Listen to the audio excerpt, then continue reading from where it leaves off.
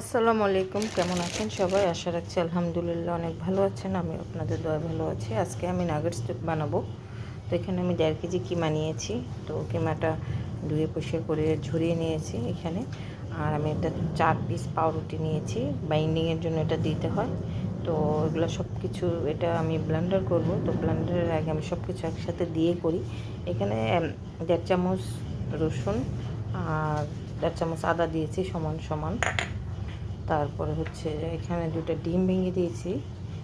আর হচ্ছে দিয়ে দিব লবণ,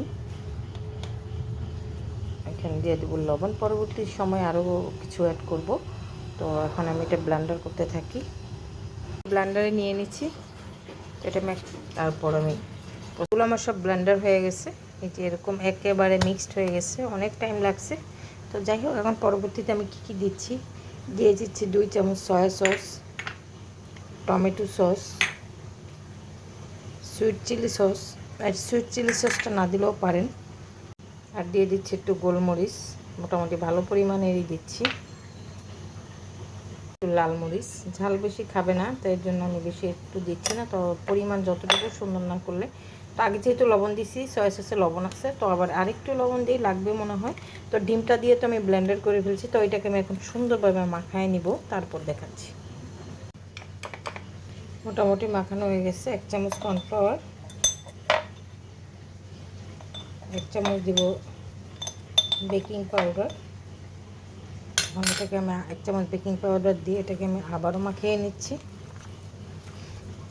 এর মধ্যে আমি একটু তেল ব্রাশ করে নিচ্ছি। তেল দিয়ে নিলে হয় কি, এটা উঠে যাবে তাড়াতাড়ি। এই তো এটা হয়ে গেছে। এখন এগুলো আমি সব এটার মধ্যে ঢেলে দিব। এভাবে আমি এটা ছড়িয়ে নিচ্ছি। পরে একদম এটাকে সুন্দর করে ফিনিশিং দিয়ে ডিপে রেখে দিব 1 ঘন্টার জন্য। তারপর আমি বের করব। প্রায় 1-1.5 ঘন্টা পরে এই যে শক্তটা হয়ে গেছে, বের করে নিচ্ছি ফ্রিজ থেকে। ময়দা গুলিয়ে নিয়েছি, ব্রেড ক্রাম্ব নিয়েছি এখানে,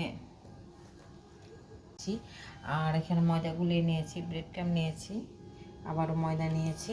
তো হচ্ছে সব কিছুই কাজে লাগাবো। তো আমি এটা আস্তে আস্তে এই যে এই সাইজটা করে কেটে নিচ্ছি। তো দেখুন কত সুন্দরভাবে কাটা হয়ে যাচ্ছে।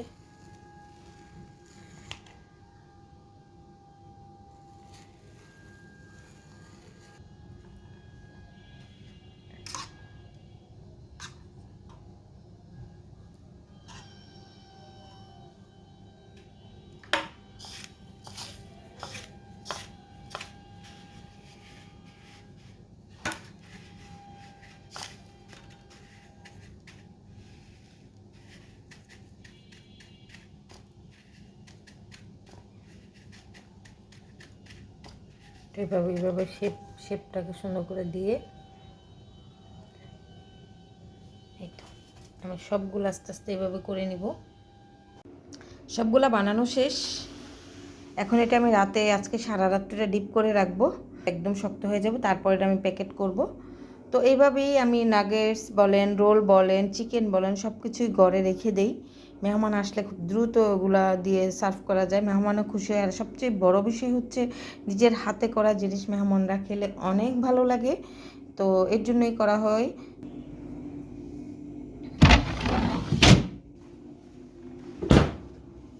থেকে আমি এগুলো সব বের করছি, এখন প্যাকেট করব। তো একটা প্যাকেট অলরেডি করে ফেলছি।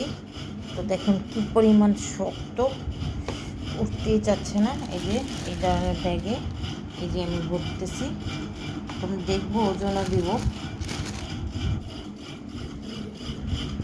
তোমার সবগুলো ফ্রোজেন প্যাকেট হয়ে গেল। এখন আমি ডিপে রেখে দেবো। তো এইটা হচ্ছে ছোটো সাইজ, এক একটা আধা কেজি করে নেয়, একটু বেশি নেয়, একটা বা দুইটা বেশি নেয়। তো যাই হোক, তো ভিডিওটা কেমন লাগলো বা আমার রেসিপিটা কেমন লাগলো অবশ্যই লাইক কমেন্ট শেয়ার করে জানাবেন। কে কীভাবে বানান সেটাও জানাবে। আমি বানিয়ে রেখে দেই, কারণ মেহমান আসলে এটা খুব ইজিলি ভেজে দেওয়া যায় বা বাচ্চাদেরও খুব পছন্দ। তো সবাই ভালো থাকবেন। আল্লাহ হাফেজ, আসসালামু আলাইকুম।